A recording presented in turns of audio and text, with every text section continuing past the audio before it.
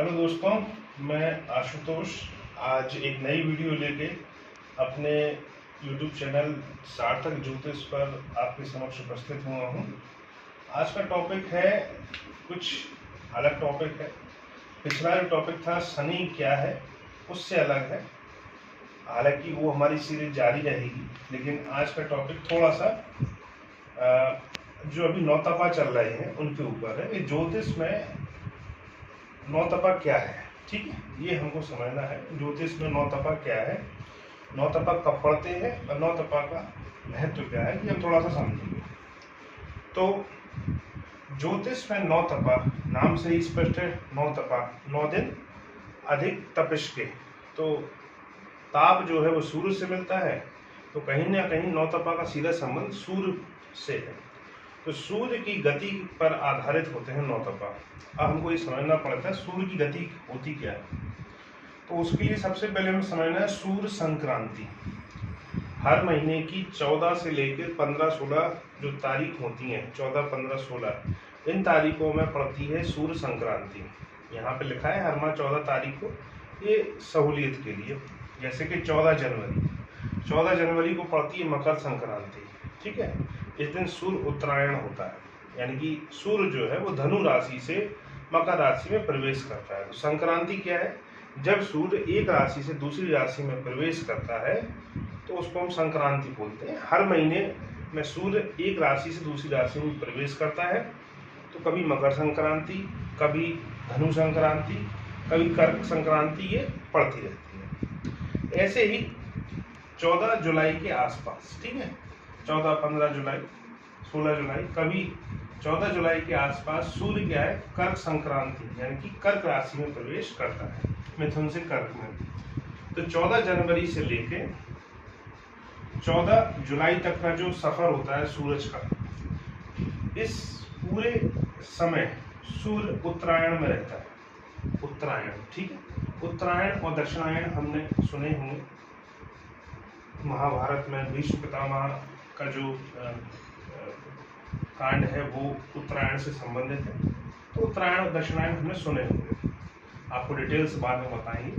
तो 14 जनवरी से लेकर 14-15 जुलाई तक लगभग सूर्य जो है वो उत्तरायण में रहता है, और 14 जुलाई के बाद जब सूर्य कर्क में आ जाता है तो दक्षिणायन में हो जाता है।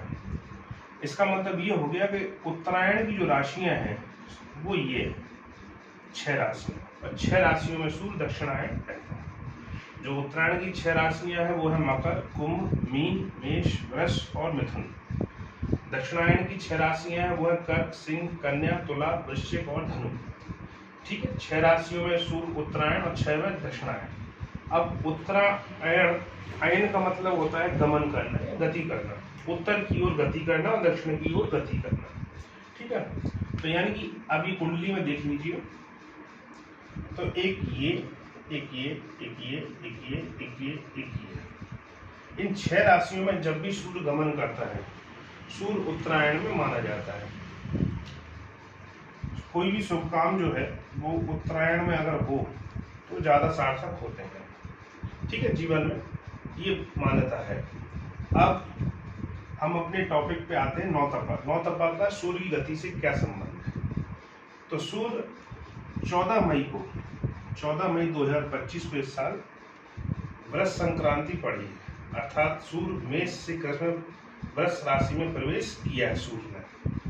ठीक है, और 14 मई 2025 को जब सूर्य ने वृष राशि में प्रवेश किया है, जब भी सूर्य वृष राशि में प्रवेश करता है, हिंदी महीना जो है ज्येष्ठ का महीना वो प्रारंभ हो जाता है। ज्येष्ठ का महीना ये प्रारंभ हो गया, तो हिंदी पंचांग में ज्येष्ठ का जो महीना है वो प्रारंभ हो गया इससे।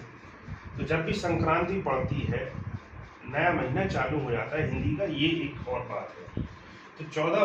तो 15 मई से एक नया महीना हमारा चालू हुआ, इस जो महीना है ज्येष्ठ का। ठीक है, अब वृष राशि में 3 नक्षत्र होते हैं, कृतिका, रोहिणी और मृगशिरा।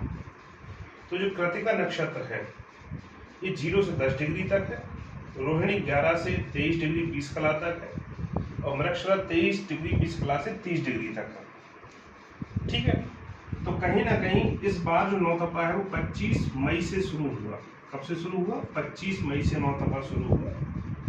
हम जानते हैं कि सूर्य एक दिन में 1 डिग्री चलता है। एक दिन में सूर्य 1 डिग्री चलता है। तो 0 से 10 डिग्री चलने के लिए कितने दिन लेगा? 10 दिन लेगा। ठीक है, सूर्य यहाँ 10 दिन लेगा।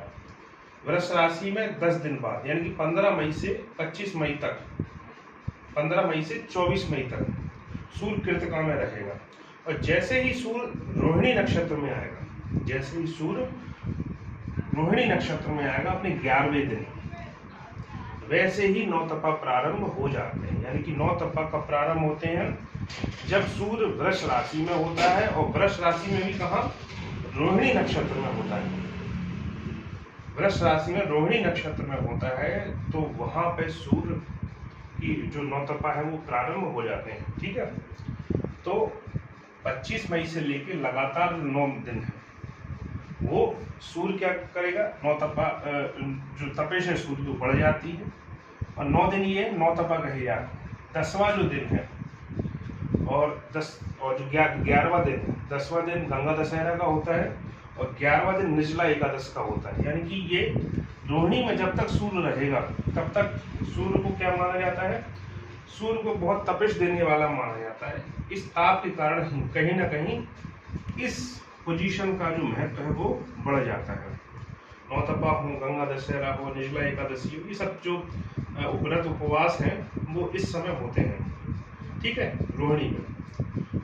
तो ये आपको जो नौतपा का जो कॉन्सेप्ट है वो समझ में आया। यानी कि सूर्य जब यहाँ है वृष राशि में, तो नौतपा रहता है। सूर्य की तपिश बहुत ज़्यादा रहती है। 14 मई से 14 जून के बीच ये वृष राशि में रहेगा, तो यहाँ सूर्य की तपिश बहुत रहेगी। ठीक इसके विपरीत जब सूर्य वृश्चिक में रहेगा तो सूर्य की जो तपिश है वो कम हो जाती है। ठीक है, यहाँ सूर्य की जो इंटेंसिटी है ताप की वो कम हो जाती है, यहाँ बढ़ जाती है। तो इस तरह से कहीं ना कहीं जो सूर्य की गति है वो हमारे जीवन में ये निर्धारित करती है कब गर्मी ज़्यादा पड़ेगी, कब नहीं पड़ेगी। इस साल हालांकि क्या हुआ है, थोड़ा सा पानी बरस गया है, नौतपा थोड़े से खंडित हो गए हैं।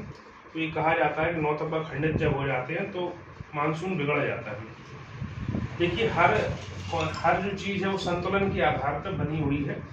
ज्योतिष में संतुलन का बड़ा महत्व है, और कहीं ना कहीं जब नौतपा खंडित होते हैं तो एक संतुलन बिगड़ता है, प्रकृति का संतुलन बिगड़ता है, और इस कारण से मानसून का जो ट्रेंड है वो भी बिगड़ता है। तो इस कारण से ये मान्यता है कि भाई नौतपा यदि खराब हो गए तो मानसून बिगड़ सकता है। तो ये कॉन्सेप्ट कहीं ना कहीं यहाँ आता है। आपको मेरी वीडियो कैसी लगी? अच्छी लगी हो तो लाइक करें, सब्सक्राइब करें, कमेंट करें। धन्यवाद।